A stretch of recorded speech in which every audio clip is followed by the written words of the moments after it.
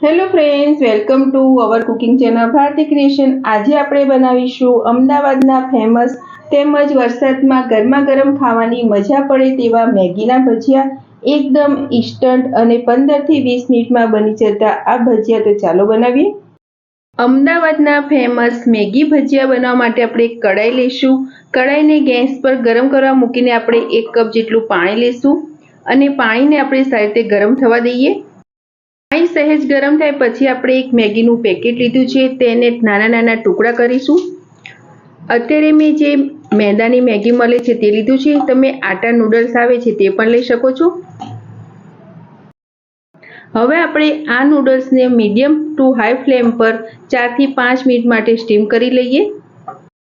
લગભગ 4 થી 5 મિનિટ જેવું થયું છે અને આપણે જોશું તો જે આપણા મેગી નૂડલ્સ છે તે સરસ રીતે બફાઈ ગયા છે। તો હવે આપણે ગેસની ફ્લેમ બંધ કરીશું અને આ મેગીને આપણે સહેજ ઠંડી થવા દઈશું। અત્યારે આપણે 1 કપ જેટલું પાણી લીધું હતું, તે પાણીનું પ્રમાણ બરાબર છે, પરંતુ જો તમે સ્ટીમ કરતા હોય અને પાણીનું પ્રમાણ વધારે હોય તો તમે તેને કાણાવાળા બાઉલમાં વધારાનું પાણી પણ કાઢી શકો છો। તો હવે આ નૂડલ્સને આપણે સહેજ ઠંડા થવા દઈશું।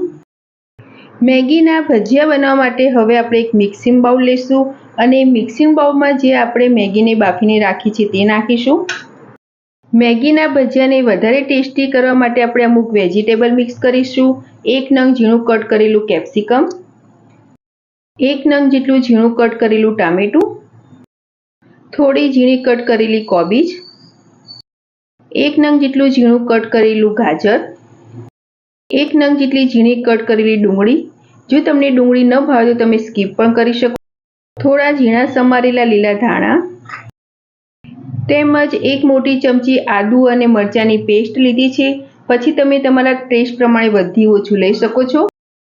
અડધી ચમચી જેટલી હળદર, અડધી ચમચી ધાણા જીરું પાવડર, અડધી ચમચી લાલ મરચું પાવડર, અડધી ચમચી ગરમ મસાલો, ટેસ્ટ પ્રમાણે મીઠું મિક્સ કરીશું।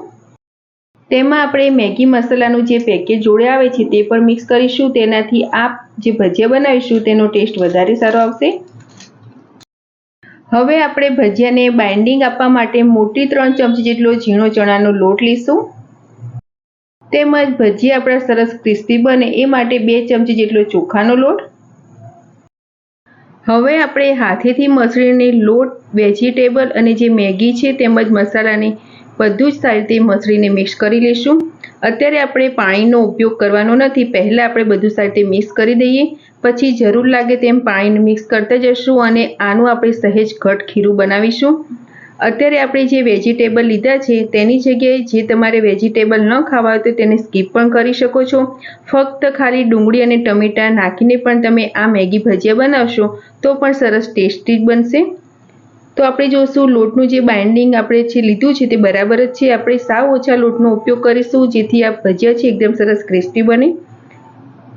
તો હવે આપણે આમાં જરૂર પ્રમાણે 2 થી 3 ચમચી જેટલું પાણી લઈશું અને લોટને આમાં આપણે સારી રીતે મિક્સ કરી દઈએ। બધું સારી રીતે મસળીને મિક્સ કરી લઈશું। તો ફ્રેન્ડ્સ, આપણે બધા જ લોટ, વેજીટેબલ અને મસાલાને સરસ રીતે મિક્સ કરી લીધા છે અને તમે જોશો તો આ ખીરું કેવું છે। આપણે આ ખીરાને આટલું ઘટ્ટ જ રાખીશું જેથી આપણે આસાનીથી આવી રીતે બોલ બનાવીને આ ભજીયા બનાવી શકીએ। હવે આપણે આ ખીરામાંથી ભજીયા બનાવીશું, એટલે આ તળવા માટે તેલ ગરમ મૂકીએ। તો આપણે ભજીયાને તળવા માટે તેલ ગરમ મૂક્યું હતું, તેલ સરસ ગરમ થઈ ગયું છે। તેમાં હવે આપણે નાના નાના ભજીયા મૂકીશું। ભજીયાની સાઈઝ તમે ભાવે તે પ્રમાણે નાના કે મોટા કરી શકો છો। અત્યારે આપણે મીડિયમ સાઈઝના બનાવીશું અને ગેસની ફ્લેમ આપણે સાવ લો રાખીશું જેથી તે ઉપરથી સરસ ક્રિસ્પી રહે અને અંદરથી પણ સરસ રીતે તળી જાય। એકાદ મિનિટ જેવું થાય પછી જરાની મદદથી આપણે ભજીયાને પલટાવી લઈએ। અત્યારે આપણે જે આ ભજીયા બનાવીએ છીએ તેમાં ઈનો કે સોડાનો ઉપયોગ કર્યો નથી, તેના ઉપયોગ કર્યા વગર જ આ ભજીયા બનાવીશું જેથી તે સરસ રીતે ક્રિસ્પી બને।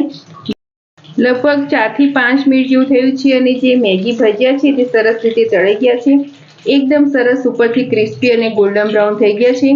તો આ ભજીયાને પ્લેટમાં કાઢી અને જે બીજું બેટર છે તેમાંથી પણ આપણે આવી રીતે ભજીયા બનાવી લઈએ। તો ફ્રેન્ડ્સ, તૈયાર છે અમદાવાદના ફેમસ ક્રિસ્પી અને ટેસ્ટી મેગી ભજીયા। આ ભજીયાને મેં અત્યારે ટોમેટો કેચઅપ જોડે સર્વ કર્યા છે। આ ભજીયા તમે બનાવશો તો ઉપરથી સરસ એકદમ ક્રિસ્પી અને ટેસ્ટી બને છે. આ ભજીયા છે તે નાના બાળકોને તો ભાવશે જ, મોટાઓને પણ એટલા મસ્ત લાગશે. તમે આની ઉપર ચીઝ નાખીને પણ આને સર્વ કરી શકો છો. અને આ ભજીયા લગભગ 15 થી 20 મિનિટમાં ઇન્સ્ટન્ટ બની જાય છે.